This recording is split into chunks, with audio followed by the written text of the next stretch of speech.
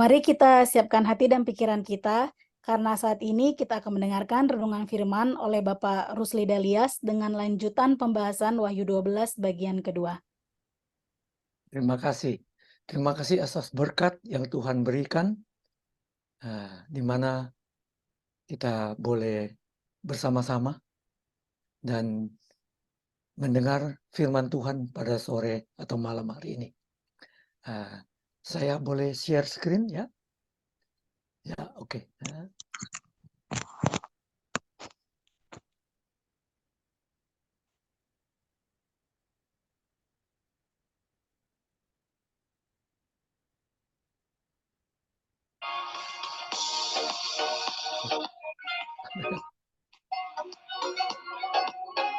Baik.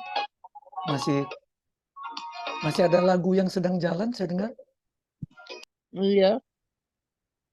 Apa sudah? Boleh kita mulai ya? Judul ibadah kita seperti 2 minggu lalu berjudulkan Perempuan dan Naga. Dari Wahyu 12 kita lanjutkan dengan bagian kedua sore hari ini. Nah, ada sesuatu yang sukar kita mengerti atau bahkan tidak akan masuk akal adalah di mana tidak ada kemungkinannya bagi kita kok perang pertama terjadi di surga yang sempurna. Luar biasa. Justru di sorga yang aman, yang tentram terjadi peperangan pertama. Namun demikian, sebelum saya teruskan, boleh saya berdoa pendek sekali lagi. Ya.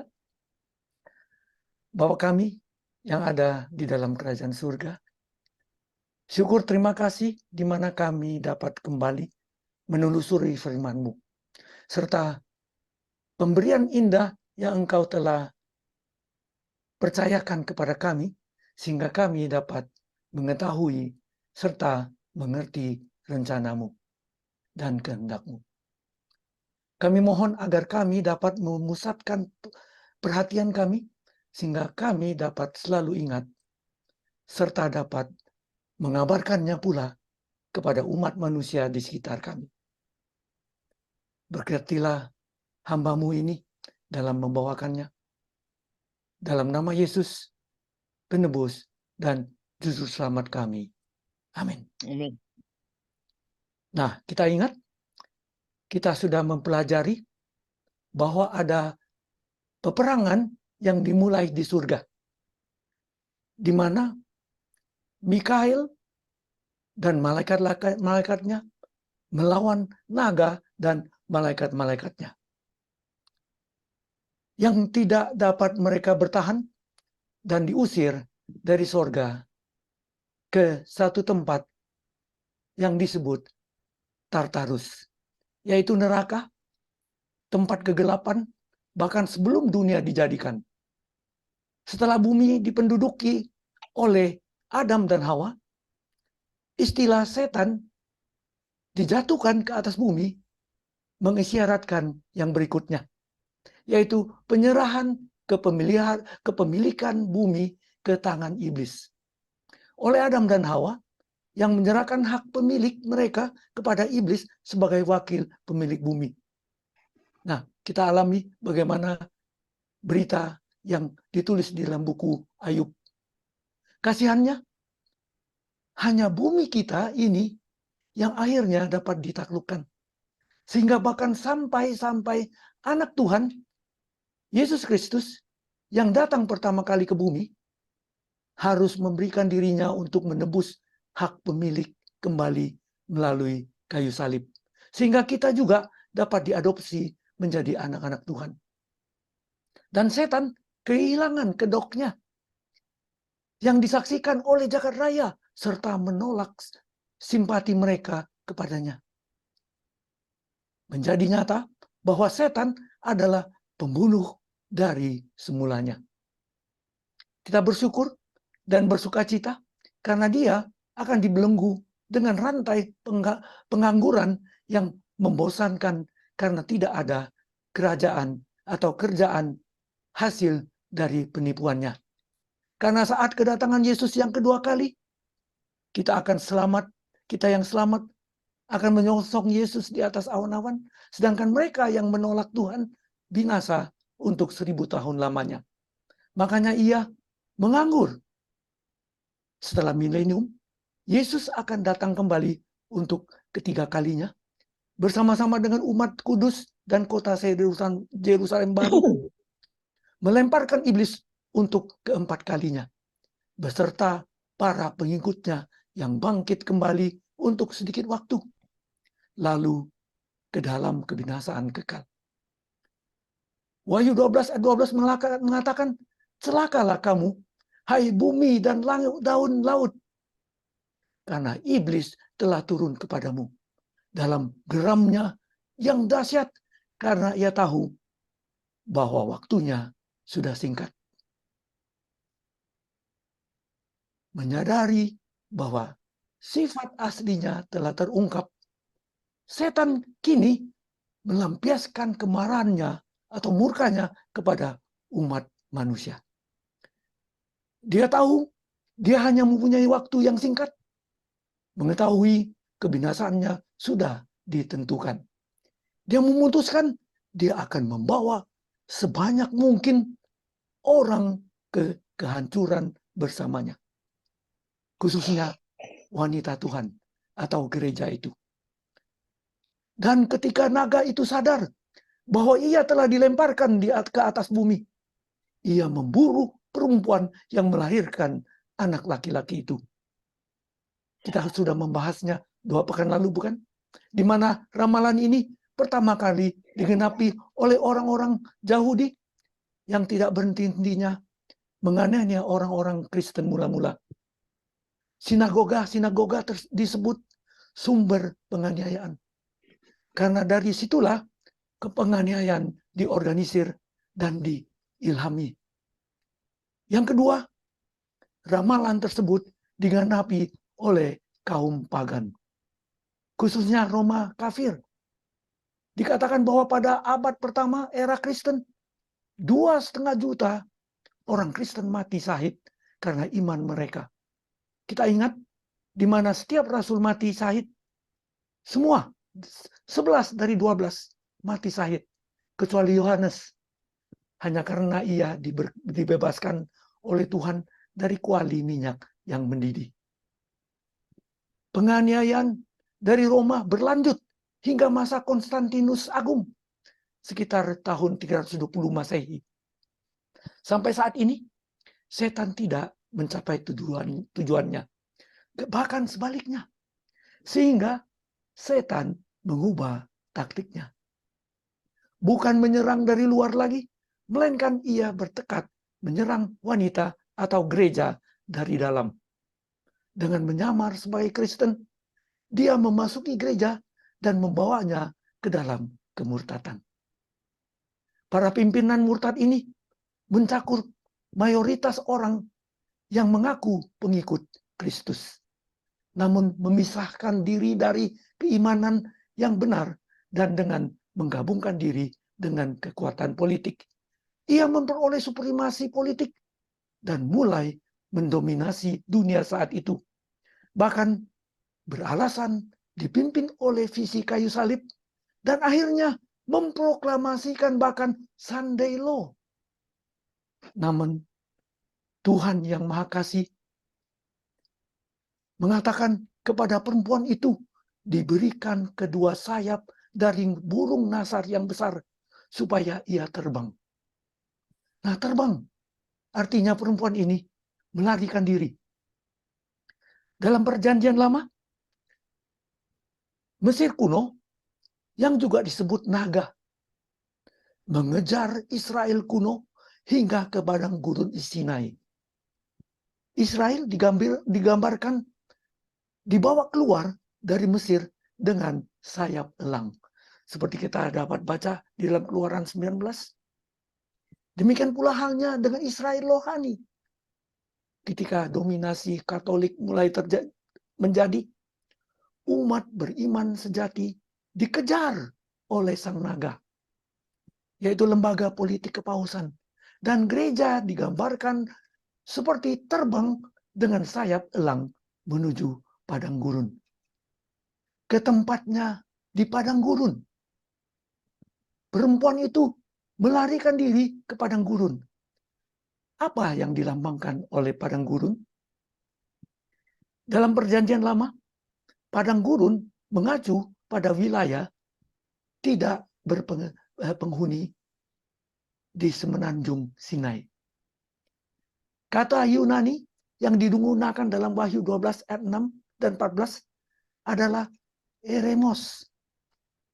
Ini mengacu pada padang belantara yang ditinggalkan atau tempat kosong, tempat yang tidak berpenghuni. Ini mewakili tempat pengasingan. Ini adalah tempat yang jauh dari pandangan publik, di daerah yang jauh dari pusat peradaban. Umat Kristen sejati melarikan diri ke tempat-tempat seperti itu karena dekret Kaisar Justianus yang menindas, yang memicu penganiayaan dan menyebabkan ditetapkannya uskup Roma sebagai uskup universal dunia dan korektor dunia.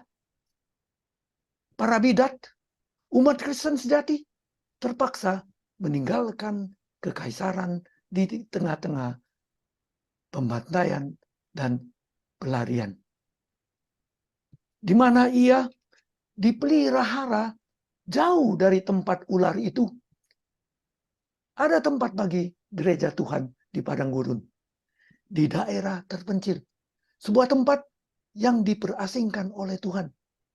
Tempat perlindungan paling terkenal selama tahun-tahun kekelam ini adalah wilayah yang meliputi lembah Waldensia di tengah-tengah pegunungan Alpen 50 km sebelah barat kota Turin di Italia Utara. Secara signifikan, kawasan ini terletak di tengah-tengah wilayah kepausan malahan. Namun di sana Tuhan telah menyiapkan tempat bagi banyak umatnya selama tahun-tahun yang sulit itu. Sebagaimana kita ingat pengalaman terutama umat Waldensia, perlindungan kehutanan yang terdiri dari 7 lembah yang luar biasa ini merupakan benteng alami melawan invasi. Satu lembah mengarah ke lembah lain, dan akhirnya di dalamnya terdapat lembah ketujuh, sebuah lembah rahasia yang dapat diakses hanya melalui tebing sempit dan berbatu. Di lembah ini terdapat sekolah, tempat para pemuda dididik untuk pelayanan. Tanahnya sangat subur dan menyediakan makanan yang cukup, termasuk banyak pohon yang menghasilkan buah-buahan yang dapat dijadikan makanan. Di tanah pegunungan terdapat banyak sekali batu tulis yang digunakan sebagai bahan bangunan rumah kaum Waldensia ini. Banyak di antaranya tersembunyi di antara pepohonan di sepanjang sisi pegunungan. Wilayah ini berada dalam keuskupan Milano yang selama berabad-abad tidak bergantung pada takhta Romawi. Milano atau Milan berhubungan erat dengan gereja yang didirikan oleh para rasul. Selama berabad-abad, umat Kristen di Milano bertahan terhadap pengaruh kepausan. Mereka memelihara Sabat hari ke-7 ketika Roma memelihara hari pertama. Faktanya, setiap kali seorang uskup yang bernama Ambrosius, uskup agung Milano yang terkenal, mengunjungi Roma, sudah menjadi kebiasaannya untuk merayakan hari Minggu di Roma. Namun, di keuskupannya di Milano, apabila ia kembali, ia memelihara hari Sabat yang sebenarnya. Hal ini menunjukkan bahwa keuskupan Milano terus mempertahankan iman yang benar setelah Roma murtad atau tersesat. Dikatakan di sini ia dipelihara. Seperti juga dalam ayat 6 sebelumnya dikatakan, apa makanan atau gizi orang Kristen? Firman Tuhan diumpamakan dengan susu rohani, roti rohani, dan daging rohani. Umat sisa Tuhan dipelihara oleh firman Tuhan di hari-hari gelap ini. Mereka menerjemahkan Alkitab dari manuskrip Lucian yang tidak rusak. Seorang sarjana Syria yang terkenal pada zaman setelah apostolik ke dalam bahasa mereka sendiri. Alkitab menjadi penghubung antara Lucian dan para reformator Protestan. Memiliki Alkitab dalam bahasa mereka sendiri membuat umat Tuhan menjadi Kristen yang kuat. Ketika seluruh Eropa tidak mendapatkan kitab suci, ketika terkurung dalam bahasa Latin yang hanya sedikit orang yang dapat membacanya, ada umat sisa Tuhan yang mempelajari dan memahami firman Tuhan. Khususnya umat Valencia saat itu.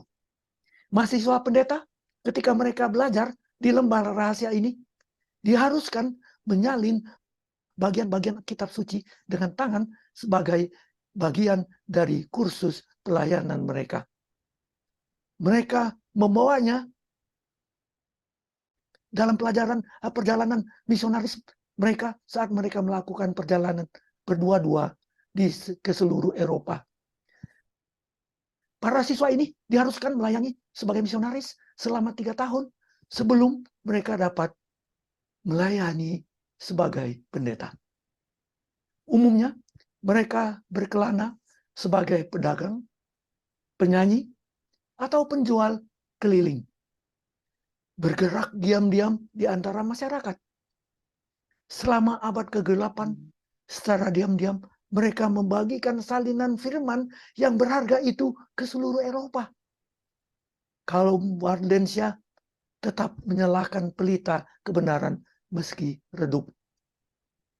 Pekerjaan mereka mencapai puncaknya pada reformasi Protestan yang besar. Kalau kita memperhatikan jalannya sejarah kekristenan, tidak mengherankan ada begitu banyak umat Tuhan yang sisa setia dalam iman sejati mereka. Nah, kita dapat baca di dalam sejarah Kristen seperti mereka yang disebut Ariane, Nestoriane, Monofisiten, Ortodokse, Algläubige, Hussiten, Böhmische Brüder, Lutheran, Reformierte, dan lain-lainnya. Baptisten, Metodisten. Bahkan Anglikan. saat Vatikan Konsil pertama tahun 1869 sampai 1870 yang menetapkan ketidakberdosaan kepausan, para teologen terutama dari negeri Jerman memprotes serta mengorganisasikan gereja baru yang dinamakan Altkatoliken bahkan pada tahun 1871. Dan puji Tuhan, di antaranya Seventh Day Adventist, Masehi Advent hari ke-7 yang dibangun pada tahun 1863. Kita dapat memperdalamnya jika ada kesempatan membahas robot buat yang berjudul The Great Controversy. Wahyu 12:14 selanjutnya mengatakan selama 1 masa dan 2 masa dan setengah masa. Kalau sebelumnya umat beriman dianiaya oleh kekuasaan Roma kafir, sekarang penganiayaan justru dari dalam gereja sendiri yang dimulai pada tahun 538 sampai 1798 di bawah pemerintahan Justianus Kaisar Roma Timur. Sejarawan Procopius menyatakan dalam bukunya Secret History of the Court of Justinian halaman 121-122 berbunyi, agen-agen dikirim kemana-mana untuk memaksa siapapun yang kebetulan mereka temui agar meninggalkan kepercayaan nenek moyang mereka. Begitu banyak yang tewas di tangan faksi yang menganiaya. Tetapi sebagian besar dari mereka meninggalkan tanah leluhur mereka dan melarikan diri dari negara.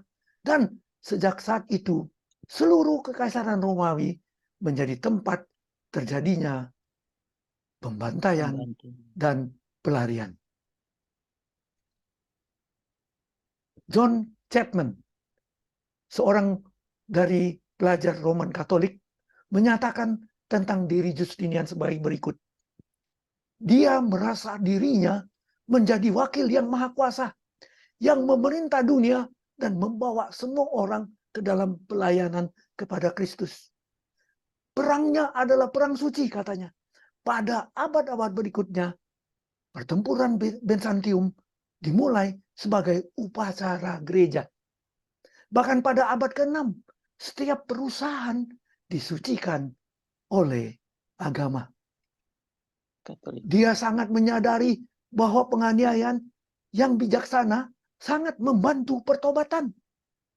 Dia memperkuat hukuman terhadap penyembah berhala, Yahudi, dan bidat yang dinamakan. Banyak yang dibakar di Konstantinopel setelah kaisar melakukan upaya sia-sia untuk mengubah agama mereka. Para bidat lainnya diberi waktu 3 bulan. Semua hakim dan tentara harus bersumpah bahwa mereka beragama Katolik. Seorang sejarawan gereja, Dr. Somervell, mengatakan, Justianus memperkaya dirinya dengan harta milik semua bidat, yaitu non-Katolik, dan memberikan semua gereja mereka kepada Katolik. Dekret yang diterbitkan pada tahun 538 memaksa semua orang untuk bergabung dengan gereja Katolik dalam 30 hari atau meninggalkan kekaisaran dan menyita semua harta benda mereka. Nah, Wahyu 12 ayat 15-16 mengatakan, lalu ular itu menyemburkan dari mulutnya air sebesar sungai ke arah perempuan itu supaya ia dihanyutkan oleh sungai itu. Tetapi bumi datang menolong perempuan itu. Ia membuka mulutnya dan menelan sungai yang disemburkan naga itu dari mulutnya. Di sini julukan ular dan naga digunakan secara bergantian. Menunjukkan mereka mempunyai identitas yang sama. Alasan penggunaan kata ular adalah karena makhluk ini melambangkan penipuan, kepalsuan, dan kelicikan. Di Taman Eden, ular memperdaya Hawa. Dia tertipu oleh ular itu. Sedangkan gelar naga melambangkan keganasan dan kehancuran. Alasan mengapa air bah digambarkan keluar dari mulut ular adalah karena penganiayaan tersebut diilhami oleh propaganda jahat, kampanye, kebohongan, dan penipuan. Melalui khotbah para biarawan dan pendeta, melalui proklamasi para paus dan wali gereja, melalui janji-janji palsu tentang pengampunan dan surga, masyarakat ilhami untuk melakukan perang salib besar-besaran melawan umat kudus Tuhan di wilayah padang gurun. Air dihanyutkan. Nah, harus ada banyak airnya, bukan? Yang menandakan banyak manusia. Dalam Daniel 9 ayat 26 dikatakan invasi tentara Romawi dan kehancuran Yerusalem selanjutnya diprediksikan dengan menggunakan simbol air bah. Roh Kudus menggunakan konsep banjir ini untuk menggambarkan kebangkitan musuh-musuh gereja dalam upaya untuk menghancurkannya. Selama 1260 tahun, suprimasi kepausan sebagai akibat dari propaganda ular, air, atau bangsa-bangsa di mana pelacur itu duduk. Dalam Wahyu 17 ayat 15 dikatakan, semua air yang telah kau lihat di mana wanita pelacur itu duduk adalah bangsa-bangsa dan rakyat banyak dan kaum dan bahasa. Menyapu orang-orang kudus, membinasakan perempuan itu, yaitu gereja.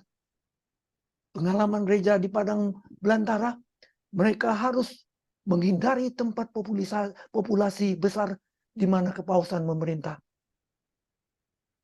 Dalam Clark Mariologi kita dapat baca, di masa pertama abad ke-13, di Prancis saja terjadi 2 juta pembantaian.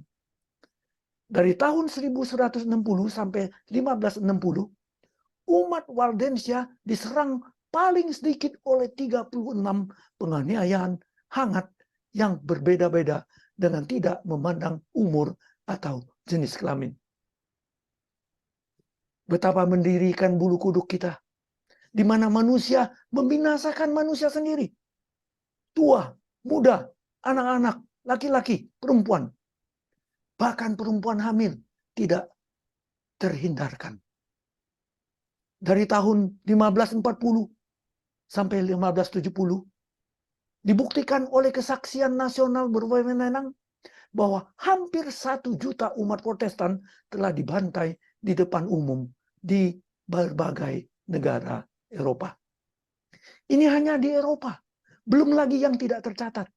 Bayangkan betapa kekuasaan ini bahkan mengaku adalah wakil Kristus dan tidak pernah mereka memohon maaf, bahkan sebaliknya menyangkal adanya hal yang demikian. Nah, sama seperti sekarang jika kita memandang kebesaran hati Paus, justru kita yang disalahkan dan dihukum. Perang salib Katolik melawan kaum Albigensia di Prancis Selatan tahun 1209 sampai 1229 di bawah Paus Innocent ketiga, Honorius III, dan Georgori yang ke-9 merupakan tragedi paling berdarah di dalam sejarah kemanusiaan. Nah, tetapi bumi datang menolong perempuan itu. Kata bumi digunakan 6 kali dalam Wahyu pasal 12. Naga melemparkan sepertiga dari bintang-bintang ke bumi. Naga atau setan dilemparkan ke bumi. Celakalah penduduk bumi. Naga itu melihat dirinya telah dilemparkan ke bumi. Bumi menolong perempuan itu. Bumi membuka mulutnya. Kita lihat 6 kali di dalam Wahyu ini. Istilah lain dalam pasal ini seperti perempuan, mulut naga, dan air bah digunakan secara simbolis. Namun istilah bumi tampaknya mempunyai penerapan baik secara literal maupun simbolis. Tuhan benar-benar menggunakan unsur-unsur bumi, alam, untuk menyelamatkan umat kudusnya dari kehancuran selama tahun-tahun kekelaman itu. Dia menggunakan kekuatan gunung, lembah terpencil, hutan lebat, gua rahasia, awan dan kabut, angin dan badai, air dan banjir untuk melindungi dan menyelamatkan umatnya. Seperti berita yang menekankan tentang bagaimana para pemegang perjanjian Skotlandia dilepaskan dari para pengejarnya. Jelaslah bahwa Tuhan menggunakan kabut dan awan untuk melepaskan mereka. Ketika armada Spanyol berlayar melawan Inggris Protestan, yang tujuannya adalah mengembalikan Inggris ke iman politik, maka angin dan badailah yang menyelamatkan negara tersebut. Tidak dapat disangkal unsur-unsur bumi yang sebenarnya membantu perempuan dalam Wahyu 12 ini. Di dalam ayat 16, bumi adalah kebalikan dari laut atau air. Dan dalam nubuatan, air melambangkan banyak orang, bangsa, suku, dan bahasa. Daerah penduduk padat. Oleh karena itu, bumi sebagai kebalikan dari laut mewakili wilayah yang jarang penduduknya. Selama masa 1260 tahun, umat Tuhan terpaksa pergi ke daerah yang jarang penduduknya untuk mencari perlindungan. Seperti yang telah kita bahas sebelumnya, perlindungan ditemukan di lembah Alpen di Italia Utara, hutan di Bohemia, kawasan hutan luas di barat daya Prancis, dan meluas hingga lembah dan lembah Pyrenean. Benteng alam ini juga mencakup wilayah terpencil di Inggris dan pulau-pulau di sekitarnya seperti Iona dan Lindisfarne. Daerah lain yang menjadi tempat perlindungan umat Tuhan adalah wilayah Ethiopia yang terputus dari campur tangan kepausan akibat penaklukan Muslim. Dan wilayah Ukraina dan Rusia Selatan, tempat umat Kristen Jerman yang disebut Pietis bermigrasi untuk melarikan diri dari perlawanan pada abad ke-17. Selain itu, Kaukasus, Armenia, dan wilayah di mana gereja di timur juga berkembang. Daerah-daerah ini diisolasi dari pengaruh kepausan oleh pemerintahan Arab dan Turki. Ya, ingat kita sudah pernah, saya kira itu sudah 5 minggu yang lalu tentang cerita Arab dan Turki. Kaum Protestan Prancis, Huguenot, pergi ke lembah pegunungan terpencil di Prancis Selatan untuk beribadah dan berlindung dari penganiayaan sengit terhadap kepemimpinan sipil dan agama politik Katolik. Orang-orang Prancis yang beriman di daerah padang gurun ini secara harfiah disebut gereja di padang gurun. Yang terakhir, terdapat daerah-daerah penduduk jarang di Tanah Baru, Amerika Serikat, di mana kekuatan kepausan tidak dominan pada saat itu. Pada abad ke-17 dan ke-18, Amerika muncul sebagai tanah kebebasan. Bangsa ini sebagian besar berasal dari para Pilgrim Fathers yang meninggalkan Inggris karena intoleransi agama baik dari gereja maupun raja. Kita ingat Mayflower berangkat dari Plymouth, England pada tanggal 16 September 1620, tiba di pantai Princeton di Massachusetts, USA pada tanggal 21 November 1620. 102 penumpang bersama 31 awak kapal. 2 kematian mereka alami dan 1 kelahiran. Kemudian para penduduk baru ini mengalami banyak kesukaran, termasuk skorbut, TBC karena kurang gizi, dan masalah higiene yang tidak baik.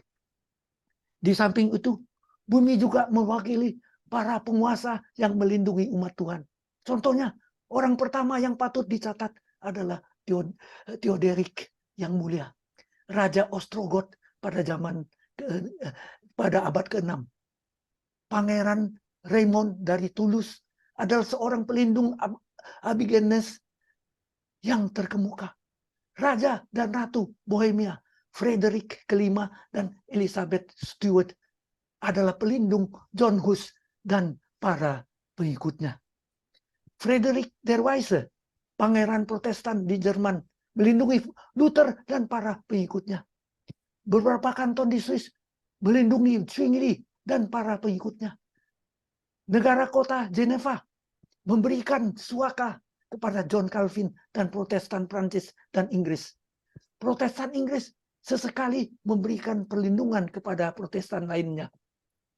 William of Orange, William the Last Silent disebutkan juga, adalah salah satu pembela kebebasan beragama yang luar biasa yang melindungi Protestan Belanda dan Jerman. Kota-kota tertentu di Belanda juga merupakan tempat perlindungan bagi kaum independen Inggris seperti Pilgrim Fathers. Gustavus Adolphus, Raja Swedia, bahkan memimpin pasukan Protestan melawan kekuatan Katolik Eropa dalam perang 30 tahun untuk melindungi Protestan. Oliver Cromwell pada masa persemakmuran Inggris adalah pelindung besar para bidat Inggris yang disebut bidat. Pasukannya sebagian besar terdiri dari kongregasionalis dan baptis. Dia melindungi masyarakat dari gereja Anglikan yang tidak toleran dan pro-Katolik. Cromwell juga merupakan ancaman bagi para penganiaya kaum Waldensia pada zamannya. Pangeran Zinzendorf dari Saxon adalah pelindung kaum Moravia yang melarikan diri dari penganiayaan Katolik Roma di negara mereka. Mungkin pelindung terbesar dari semuanya pada masa itu adalah Amerika Serikat yang dengan mengesahkan kebebasan sipil dan beragama menjadi rumah bagi kaum tertindas. Juga revolusi Prancis yang dengan menggulingkan gereja Katolik dan sistem feodal serta dengan menegakkan prinsip-prinsip kebebasan, kesetaraan, dan persaudaraan secara dramatis mengubah sikap sebagian besar dunia terhadap penindasan agama. Dengan demikian, secara simbolis juga bumi membuka mulutnya dan menelan banjir penganiayaan. Bumi datang menolong perempuan itu. Ia membuka mulutnya dan menelan sungai yang disemburkan naga itu dari mulutnya. Namun marahlah naga itu kepada perempuan itu, lalu pergi memerangi sisa keturunannya yang menuruti hukum-hukum Tuhan dan memiliki kesaksian Yesus. Naga itu murka terhadap perempuan itu, dan karena usahanya untuk membawa perempuan itu digagalkan dalam banjir penganiayaan, pergi untuk berperang dengan yang sisa, umat sisa. Naga itu berperang dengan yang tersisa atau sisa pengikut gereja. Dalam Wahyu 12 ada 2 keturunan atau benih. Yang pertama, anak laki-laki yaitu Yesus. Dan sisa keturunannya 1 benih atau benih artinya sisa atau keturunan terakhir. Ini jelas mengacu pada sisa umat Tuhan yang terakhir sebelum kedatangan Kristus yang kedua kali. Istilah sisa ditemukan dalam Perjanjian Lama. Umat Tuhan terus-menerus digambarkan sebagai sisa. Umat yang selamat. Minoritas. Berpegang teguh pada iman yang benar. Sementara mayoritas orang yang mengaku umat Tuhan bahkan berkompromi dengan kesalahan dan dunia. Perjanjian Baru menegaskan konsep Perjanjian Lama ini. Yesus menyatakan di dalam Matius 7 ayat 13-14, masuklah melalui pintu yang sesak itu, karena lebarlah pintu dan luaslah jalan yang menuju kepada kebinasaan. Dan banyak orang yang masuk melaluinya, karena sesaklah pintu dan sempitlah jalan yang menuju kepada kehidupan. Dan sedikit orang yang mendapatinya. Umat Tuhan yang sejati selalu merupakan minoritas. Selalu merupakan sisa. Seperti yang Yesus katakan, janganlah takut, hai kamu kawanan kecil, karena Bapamu telah berkenan memberikan kamu kerajaan itu. Sebelum akhir bah, umat Tuhan, yaitu keturunan Set, disebut sebagai anak-anak Tuhan. Berbeda dengan keturunan Kain yang disebut sebagai anak laki-laki atau perempuan manusia. Akhirnya terjadilah kompromi dan perkawinan campur antara kedua kelompok tersebut. Dan sebagai akibatnya seluruh bumi menjadi rusak. Namun ada sisa yang diselamatkan. Terdiri dari Nuh dan keluarganya. Setelah Aribah, dari Sem hingga Abraham, umat Tuhan, bangsa Sem, menentang bangsa Ham, pembangun menara Babel. Sekali lagi terjadi kompromi. Dan penyembahan berhala segera memasuki umat Tuhan. Sekali lagi Tuhan menyelamatkan yang sisa. Keluarga Abraham yang dia panggil ke tanah Kanaan. Ingat pelajaran sekolah sahabat minggu lalu? Pada masa Exodus Israel dari Mesir ke tanah Kanaan, selama 40 tahun Israel menjadi gereja di padang gurun. Akibat pemberontakan mereka, Tuhan menyatakan bahwa semua orang dewasa harus mati di padang gurun. Kecuali sisa yang terdiri dari Kaleb dan Yosua serta keluarga mereka. Di tanah perjanjian, sejak zaman Yosua hingga Zedekia, raja terakhir Yehuda, berulang kali umat Tuhan berkompromi dan akhirnya diserahkan ke pembuangan di Babilonia. Banyak sisa. Hanya sayangnya sisa yang dari banyak sisa. Yaitu Yeremia dan rekan-rekannya. Setelah Israel ditawan dan dibebaskan oleh Kores airnya, Tuhan memanggil mereka untuk kembali ke tanah air mereka. Namun hanya sisa yang merespon.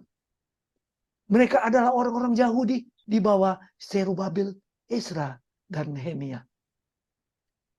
Pada saat kedatangan pertama, orang-orang Yahudi kembali berkompromi dengan cara yang berbeda. Namun Tuhan menyelamatkan yang sisa. Mereka adalah orang-orang Yahudi yang menerima Yesus Kristus sebagai Mesias. Mereka membentuk inti gereja Kristen. Dalam gereja Kristen mula-mula. Sejak zaman para rasul hingga Konstantinus. Setelah penganiayaan yang kejam, umat Kristen mendapat dukungan dari raja. Namun hal ini mengakibatkan kompromi dan kemurtatan. Sekali lagi, Tuhan menyelamatkan umat yang tersisa. Mereka adalah orang-orang yang menentang kemurtatan dan menarik diri dari pusat peradaban mulai sekitar tahun 538. Berdiam di kawasan hutan Balang Padan belantara. Pada masa reformasi Protestan dari tahun 1517 hingga sekitar tahun 1700, umat yang mengaku Tuhan adalah Lutheran, Calvin, Gereja Reformasi, dan Anglikan. Namun sedihnya sekali lagi kompromi mulai terjadi. Mereka tidak sepenuhnya meninggalkan agama Katolik dan akibatnya gereja-gereja tersebut menjadi mati secara rohani. Namun dari gereja-gereja ini Tuhan memanggil suatu sisa. Kelompok ini terdiri dari kelompok bidat yang disebut bidat dan tidak terikat yang dikenal sebagai Anabaptis, Brownies atau Kongregasionalis, Baptis, Pietis, Moravia, dan Metodis, serta beberapa kelompok yang kurang dikenal. Lalu Tuhan menghidupkan umat sisa akhir zaman. Apabila kita ingat kembali nubuatan Daniel dan Wahyu, lalu kita pusatkan perhatian kita ke masa tertentu ini. Mulai sekitar tahun 1798, umat Tuhan dipanggil untuk menerima terang lebih lanjut dari kitab suci. Namun mayoritas lalai mengikuti pencerahan yang semakin meningkat ini. Dan akibatnya mereka mulai tergelincir ke dalam jalur kemurtatan. Sekali lagi Tuhan memelihara umat sisa. Mereka yang menerima terang dan menerima pekabaran 3 malaikat di Wahyu 14. Gerakan ini telah diidentifikasi sebagai sisa-sisa akhir zaman. Menurut Wahyu 12, wanita itu, gereja yang sejati, akan berada di padang gurun dalam kekelaman. Selama 1200 tahun.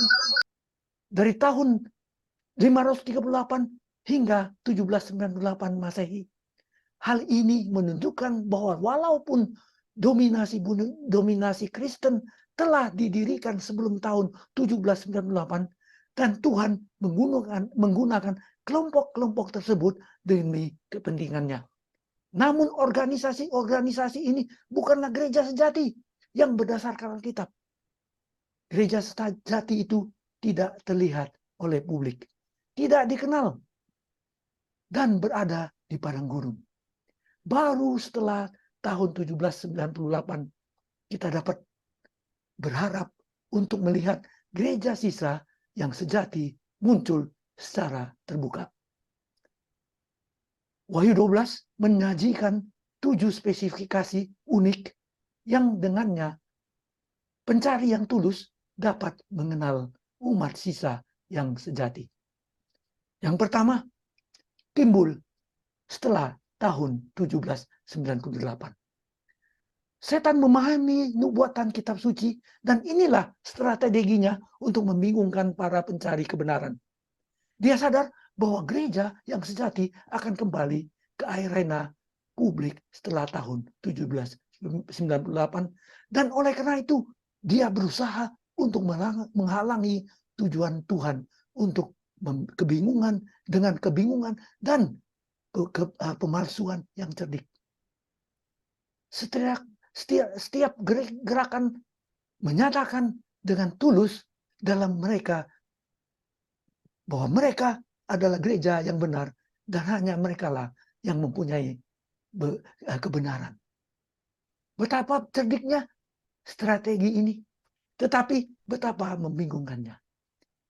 Itulah sebabnya keenam tanda pembeda yang membeda selanjutnya. Yaitu mereka ini adalah umat sisa. Bahkan kelompok yang kecil. Semua kelompok yang muncul setelah tahun 1798 adalah kelompok minoritas. Namun beberapa dari mereka tidak dapat lagi dianggap sebagai pengikut minoritas. Lalu mereka mempunyai iman para rasul. Untuk mengilustrasikan hal ini, kita menggunakan istilah sisa di dalam kain. Sebagaimana dipahami dalam dunia komersial, sisa adalah sepotong kecil bahan sisa dari seikat kain. Sisa tersebut memiliki tekstur, warna, dan pola yang sama dengan gulungan besar sebelumnya. Jadi dengan sisa gereja yang terakhir, ia akan memiliki keyakinan dan praktik yang sama dengan gereja para rasul yang sejati sebelumnya.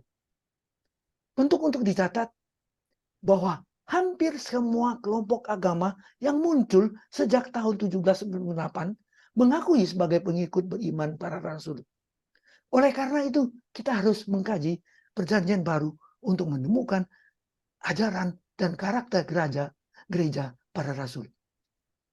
Mereka itu tidak populer. Bahkan menanggung murka naga. Gereja sisa yang sejati akan menjadi sasaran murka setan. Di sini dikatakan ia memerangi umat sisa.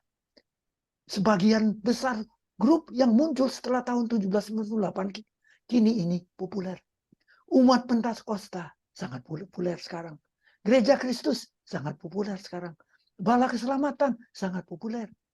Di sisi lain, saksi-saksi Yehova, Mormon, mungkin sangat tidak populer.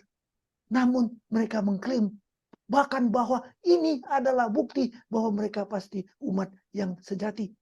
Namun kita harus menemui spesifikasi penting berikut untuk menjadi umat sisa.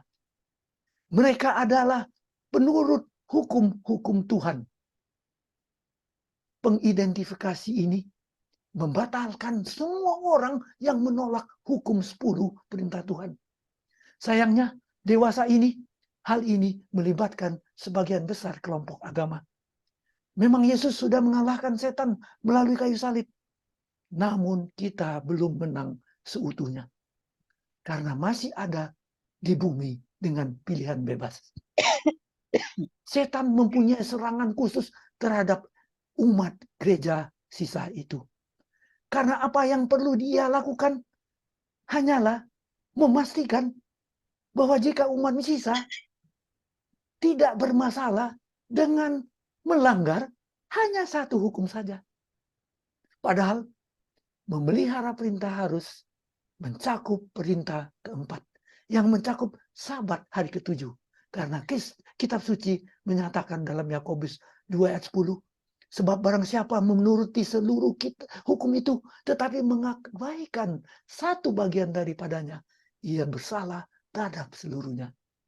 Selain 10 hukum, kitab suci mengajarkan juga kepatuhan terhadap perintah lain seperti baptisan dengan cara diselamkan dalam Markus 16 ayat 15-16 dan tata cara kerendahan hati Yohanes 13. Kitab suci juga mendorong kepatuhan terhadap hukum kesehatan yang disebutkan dalam Kisah Para Rasul 15 yang mengingatkan kembali pada hukum kesehatan yang diberikan oleh Tuhan. Bahkan sebelumnya, dia berikan kepada Musa lebih dari satu kelompok menjalankan Sabat hari ke-7 yang Alkitabiah.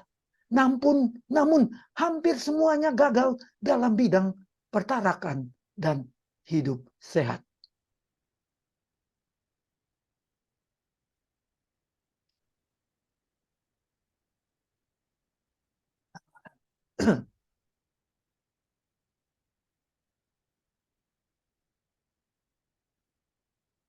Yang berikutnya adalah memiliki kesaksian Yesus yang adalah roh nubuat. Wahyu 19 ayat 10.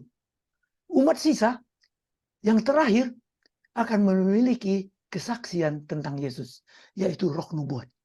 Kata kesaksian atau bersaksi digunakan 8 kali dalam Wahyu dan selalu mengacu pada wahyu yang diberikan Tuhan kepada para nabinya. Hal ini memerlukan keberadaan seorang yang mempunyai karunia kenabian.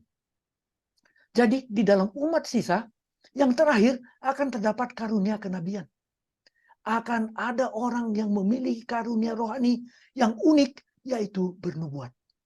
Kitab suci menyajikan setidaknya 9 ujian yang dapat digunakan oleh orang percaya untuk menguji siapapun yang mengaku sebagai nabi. Ini juga pembahasan khusus dalam pembahasan roh nubuat dalam kesempatan lainnya. Dan percaya akan kedatangan Yesus yang kedua kali serta memberitakannya. Poin ke-7 ini menekankan bahwa umat sisa terakhir yang ada di akhir zaman akan menyadari akan segeranya kedatangannya yang kedua kali. Ini akan menjadi kelompok yang hidup dalam pengharapan akan kedatangan kembali Yesus Kristus. Dalam ketaatan pada instruksi Kristus, gereja akan mewartakan kedatangan kedua dan mendesak persiapan untuk menyambutnya. Dengan kata lain, ini adalah sekelompok umat gereja Masehi Advent hari ke-7. Hanya ada satu kelompok yang memenuhi ke-7 spesifikasi di atas. Dan itu adalah gereja Gerakan Mahesi Advent hari ke-7 yang mendunia. Meskipun merupakan kelompok minoritas, ini adalah gerakan Protestan yang paling tersebar seluas di dunia saat ini. Umat Masih Advent hari ke-7 mengklaim bahwa mereka adalah pembawa pesan terakhir Tuhan kepada dunia. Sebuah pesan yang mempersiapkan umat Tuhan di seluruh dunia untuk kedatangan kedua Kristus. Mereka percaya bahwa mereka mempunyai pekabaran terakhir Tuhan bagi dunia. Dan masih ada umat sisa Tuhan Bahkan di gereja-gereja Kristen lainnya, orang-orang percaya yang dilahirkan kembali, yang hidup sesuai dengan terang yang mereka miliki. Umat sisa ini tidak memenuhi ketujuh spesifikasi dari umat sisa yang sejati. Lalu, bagaimana nasib mereka yang tersebar di beberapa gereja Kristen ini? Nah, Kristus di dalam kitab suci mengungkapkan bahwa Tuhan telah menetapkan standar khusus untuk mempersiapkan umat kudusnya untuk diangkat ke surga. Mereka yang gagal mengizinkan Tuhan untuk menghasilkan dalam dirinya karakter yang penting untuk diangkat ke surga akan dikeluarkan dari gereja, bahkan Masehi Advent hari ke-7. Hanya mereka yang diakui oleh Tuhan sebagai pemenang yang akan menjadi umat sisa terakhir. Oleh karena itu, umat sisa yang sekarang berada di gereja-gereja Kristen, namun pada akhirnya akan keluar dari gereja tersebut sebagai tanggapan terhadap panggilan terakhir Tuhan. Wahyu 18 ayat 2 sampai 4 dikatakan, sudah rubuh Babel, kota besar itu, dan ia telah menjadi tempat kediaman roh-roh jahat dan tempat bersembunyi semua roh najis dan tempat bersembunyinya segala burung yang najis dan yang dibenci. Karena semua bangsa telah minum dari anggur hawa nafsu cabulnya, dan raja-raja di bumi telah berbuat cabul dengan dia. Dan pedagang-pedagang di bumi telah menjadi kaya oleh kelimpahan hawa nafsunya. Lalu aku mendengar suara lain dari sorga berkata, pergilah kamu, hai umatku, pergilah daripadanya, supaya kamu jangan mengambil bagian dalam dosa-dosanya, dan supaya kamu jangan turut ditimpa malapetakannya.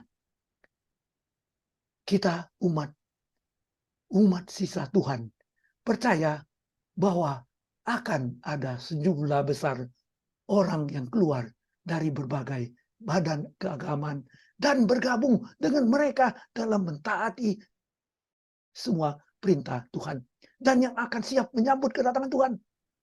Kita percaya bahwa umat Tuhan ada di gereja-gereja Kristen, demikian pula di agama lainnya.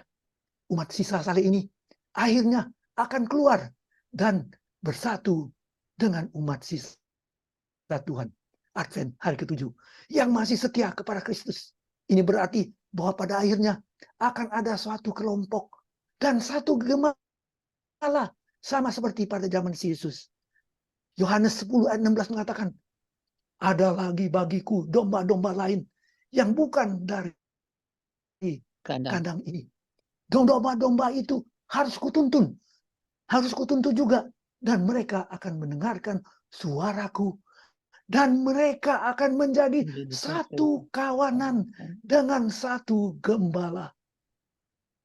Amin, saudaraku. Saat ini Tuhan mempunyai banyak domba lain yang tidak termasuk dalam kawanan umat sisa yang terakhir. Tapi dia berkata, mereka juga harus aku bawa, dan mereka akan mendengar suaraku. Ketika panggilan terakhir Kristus disampaikan kepada dunia, orang-orang Kristen dan agama lain yang masih berada di Babel akan mendengar suaranya dan yang memanggil mereka untuk mentaati semua perintah Tuhan, memanggil mereka keluar dari Babel, memanggil mereka ke dalam umat sisa terakhir. Pada waktu itu akan ada satu kawanan dan satu gembala. Oleh karena itu, saya ulangi, umat sisa itu akan diperangi serta berciri-ciri menuruti hukum-hukum Tuhan dan memiliki kesaksian Yesus. Oleh karena itu, sembahlah Tuhan,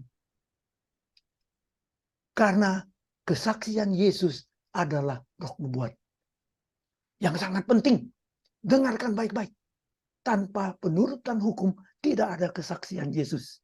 Lihat, tanpa penurutan hukum tidak ada kesaksian Yesus. Setan diusir dari surga.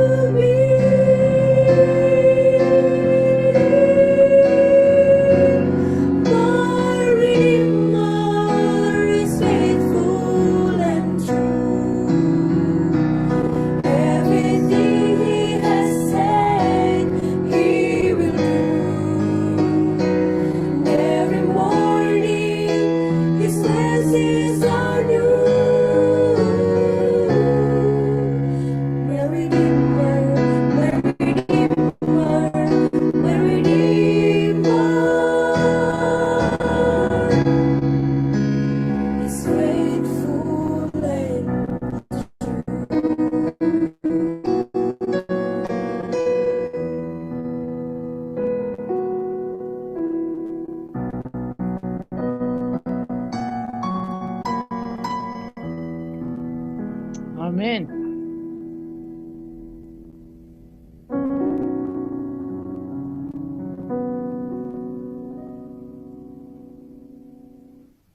Amin. Amin. Amin.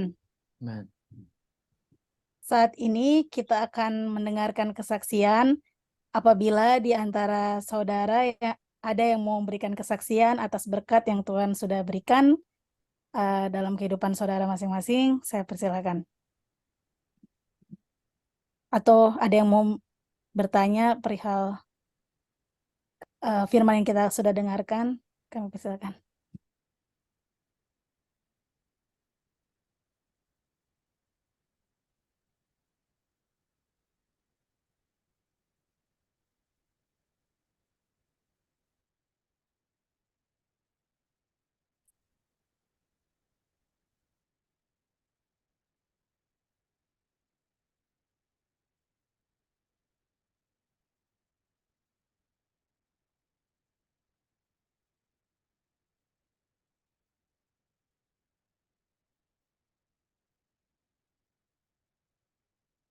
Pelajarannya bagus sekali.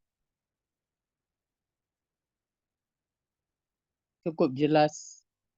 Amin. Amin. Amin.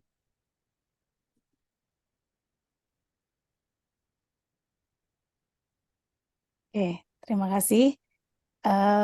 Sebelum doa tutup, rangkaian ibadah kita yang akan dibawakan oleh Bapak Rusli Dalias dan nanti akan diikuti oleh doa Bapak kami, kita akan bernyanyi untuk lagu tutup dari lagu Sion edisi lengkap nomor 160, Mungkin Saja Saat Fajar Merekah.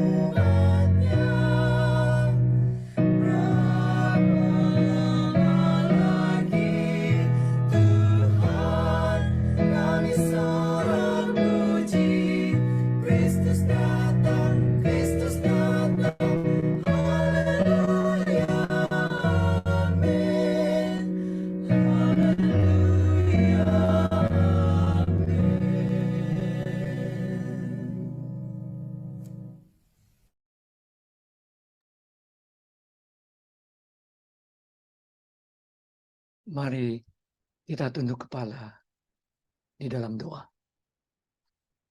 Ya Allah Bapa kami yang ada di dalam kerajaan surga, Engkaulah yang layak, yang telah memberikan dirinya untuk menebus kami. Dan haleluya, kedatanganmu itu sudah sangat di muka pintu. Kami bersyukur ya Tuhan, Engkau telah hadir bersama-sama kami di jam perbaktian ini. Dan membuka hati kami, menjamah hati kami, pikiran kami untuk mendengar firman-Mu yang Engkau telah katakan kepada kami sekalian. Dan atas berkat yang Engkau curahkan, atas jawaban doa yang kami telah panjatkan selama jam ini. Dan betapa Engkau mendengarnya, serta mencurahkan berkat jawaban-Mu. Itulah sebabnya kami bersyukur dan kami boleh menjadi para pengerja-Mu, bahkan di dalam mengabarkan kabar keselamatan yang ini kepada semua manusia yang ada di dalam dunia ini. Sehingga apabila Engkau datang kembali, banyak umat yang akan menyongsong Engkau di atas awan-awan. Haleluya, datanglah Tuhan. Dalam nama Yesus, penebus dan juru selamat kami. Mari kita bersama-sama mengucapkan doa Bapa kami. Bapa kami yang di surga, dikuduskanlah nama-Mu. Datanglah kerajaan-Mu. Jadilah kehendak-Mu di bumi seperti di surga. Berikanlah kami pada hari ini makanan kami secukupnya. Dan ampunilah kami akan segala kesalahan kami. Seperti kami juga mengampuni orang yang bersalah kepada kami. Dan janganlah membawa kami ke dalam pencobaan. Tetapi lepaskanlah kami daripada yang jahat. Karena Engkaulah yang mempunyai kerajaan dan kuasa dan kemuliaan sampai selama-lamanya. Amin. Haleluya. Amin. Amin. Terima kasih Siang. Kembali. Puji Tuhan, puji Tuhan. Puji Oke. Tuhan. Rangkaian ibadah permintaan doa kita telah selesai. Biarlah peribadatan kita pada malam hari ini berkenan di hadapan Tuhan dan menyiapkan hati kita untuk datang lebih dekat kepadanya. Amin. Untuk selanjutnya kami serahkan kepada ketua dan wakil ketua yang hadir untuk memberikan pengumuman. Terima kasih.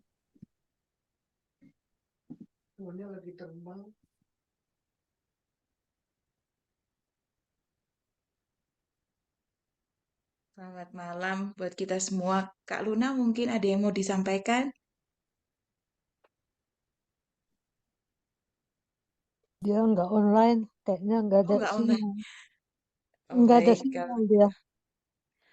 baik kalau gitu. Terima kasih. Selamat malam buat kita semua. Terima kasih Om Rusli atas firman yang dibagikan, Amin, amin. menambah pengetahuan buat kita semua. Terus kami masih menunggu lagi kelanjutan firman-Nya.